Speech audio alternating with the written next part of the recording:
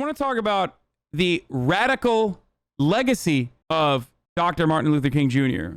and the things that he said and the things that he did and the reaction to what that was. Hi, it looks like you're quoting Dr. Martin Luther King Jr. to deny the fact that you give comfort to racists. Would you like some help logging off? Yeah, whatever. That's like a classic meme. But yeah, we will talk about that because in today's terms, what Martin Luther King did and the things that he said would absolutely be regarded by white liberals and by the moderates, the white moderates, as he called them, and the Democrats, not only just the Republicans and conservatives, but the Democrats as well, the larger Democratic Party, as way out of line and anti-American and unhelpful from an electoral point of view. So remember that as everyone rushes to hide behind a whitewashed legacy of MLK, that this man was a leader in the civil rights movement and was a dedicated anti-imperialist and a dedicated democratic socialist. All right, so let's talk about MLK's legacy and how his legacy is whitewashed routinely.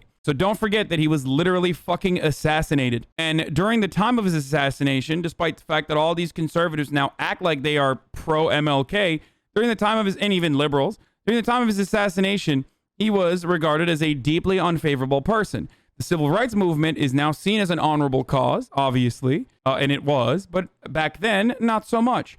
They, and by they I mean the media and most of the people that were around back then, the overwhelming majority, if you will, regarded the civil rights movement as aggressive, violent. You could basically utilize the exact same terms used against Black Lives Matter protests and defund the police right now, depending on who you were trying to criticize, as the exact same as the criticisms launched against MLK and his movement during the civil rights movement. In 1976, he was considered one of the most hated men in the country, according to a poll at the time. Yes, 67% of the country after his assassination regarded him in unfavorable terms. 67%. So basically the same shit as BLM? Yes. A cartoon from 1960s, because my father and his nonviolent strategy were so beloved by America and white power structure before he was assassinated, I plan to lead another nonviolent march tomorrow. Dead men make such convenient heroes? Exactly. Of course they do. Because they can't be alive to correct the record. Listen, guys, this is a country where some states still have MLK Day be regarded as Robert E. Lee Day. Okay? I think it's Mississippi, right? That still has it. Tuesday, January 19th, is Robert E. Lee's birthday. The holiday is observed in the United States South, particularly in Alabama and Mississippi. It is a legal holiday in the Florida statute books. Arkansas has combined the observance of Robert E. Lee Day with Martin Luther King Jr. Day in 1985. Why do you think they do that? Just remember that is what I'm trying to say. Let's watch Martin Luther King's son talk about the other dream that he had. Martin Luther King Jr. is celebrated as a champion for civil rights. But today, I want you to think about a different part of my dad's legacy. Something that you may not know, but it's more relevant today than ever. His fight against poverty and income inequality.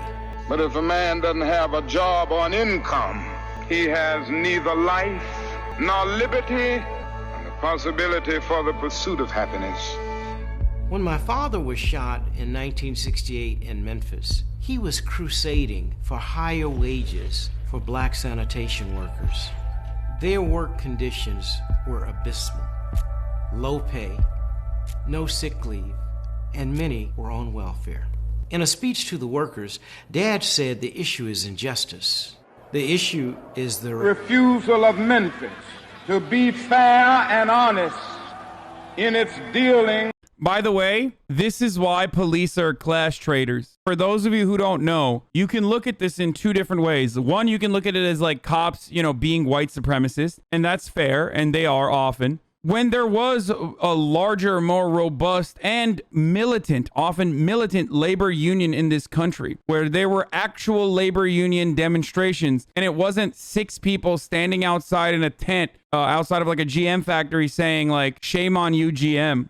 When these demonstrations had hundreds or thousands of people, cops would line up and do a show of force on behalf of the interests of those who own capital. They would escort scabs in through the picket line. This is why cops, despite the fact that they themselves are working class, are regarded as class traitors from a leftist point of view. Today, my dad is revered, but in 1968, he was deeply unpopular. 2/3 of Americans disapproved of him. The FBI said he was a communist, but he kept protesting anyway. I traveled with him as a kid throughout Georgia in preparation for the Poor People's Campaign. The idea was to rally people to Washington to press the federal government to provide jobs and income for the poor. This was his other dream, but he did not live to see it come to fruition. Not only was his other dream never realized, his other dream is also not mentioned. And that's the other horrible fucking whitewashing of his history, is that Martin Luther King is never talked about as an anti-imperialist hero, okay? Because he was. Not only was he deeply aligned with the cause of anti-imperialism, he was, by today's standards and even by that day's standards, I would go so far as to say pro-Ho Chi Minh.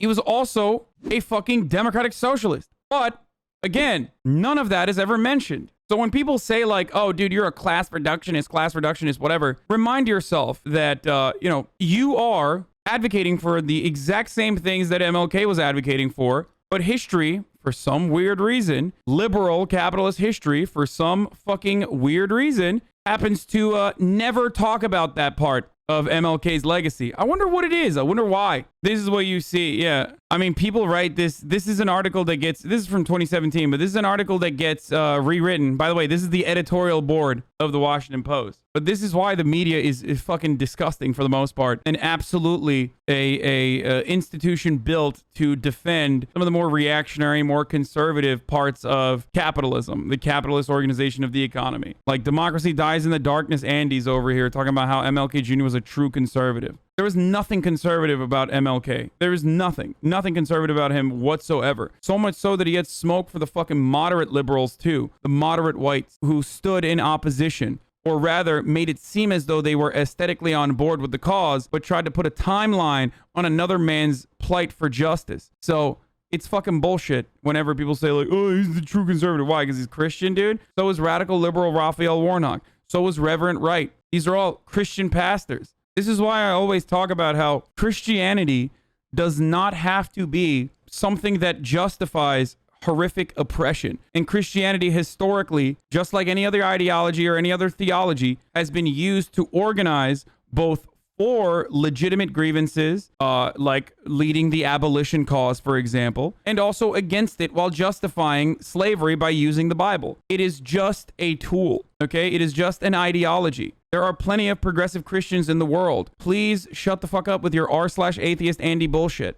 Stop letting conservatives hijack concepts such as patriotism while they espouse deeply unpatriotic values. Same with Christianity. The things that conservatives advocate for are fundamentally unchristian and fundamentally unpatriotic. Helping your fellow man is patriotic. Showing the world that the wealthiest nation on earth should be the beacon of hope and prosperity and lend a helping hand to other nations is what should be a driving force in American patriotism. It's precisely the opposite. Patriotism is when you kill brown children, and the more brown children you kill, the more patriotic you are in America currently. But real patriotism is about paying your taxes, advocating for higher taxes, regulating industries, helping your fellow man, uplifting everyone on this planet, regardless of background, color, creed, ethnicity, wherever they were born, wherever their spawn point was. That's what real patriotism should look like. But it's not. And same with Christianity. There is infinitely more shit in the fucking Bible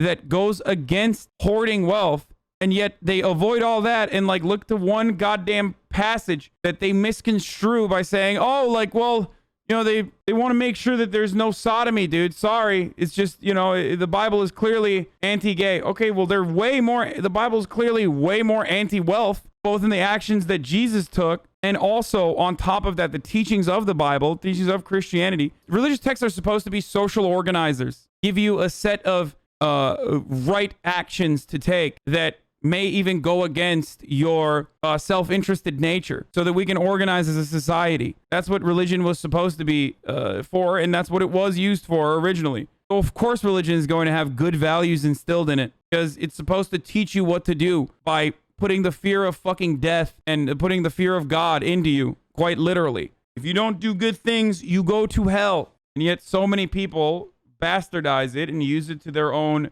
selfish and deeply cruel ends. Your take is so dumb. Religion has been the fuel for so many wars. It needs to go away in favor of secularism. My friend, secularism is the separation of church and state. Secularism is not the abolition of church in favor of a state. Like, you do not understand what you're advocating for if you say religion needs to go away and make way for secularism. I am secular. I believe that religion has no business in governance. I myself am not even a religious fucking person, but that doesn't mean that there should be no religion whatsoever. Demonizing all religion as leftists is so fucking dumb because it's a horrible way to organize. Agree, but I'm not going to defend a religion that justified the slavery of my ancestors. Okay, then defend a religion that also played a fundamental role in the abolitionist movement, which is the argument that I'm making. Defend a religion that also played a fundamental role in the civil rights movement. Liberation theology preached by black pastors, including the literal fucking reverend we are taking a look at, is still Christianity. Yeah, white supremacists used anything to defend slavery. They invented pseudoscience just to pretend that whites were superior. So I guess I'm against science because they made up phrenology to say, you know, black people were inferior and needed to be enslaved for their own good. So I'm fucking against science too. You all believe in dumb shit regardless, by the way. You do. You talk about how religion is fucking foo-foo and it's nonsense. And then you go out and believe in astrology, okay? You believe in horoscopes, or you believe in like karma. You believe in capitalism working as the best possible economic organization of society. Everyone believes in dumb shit. So don't fucking come at me with this bullshit.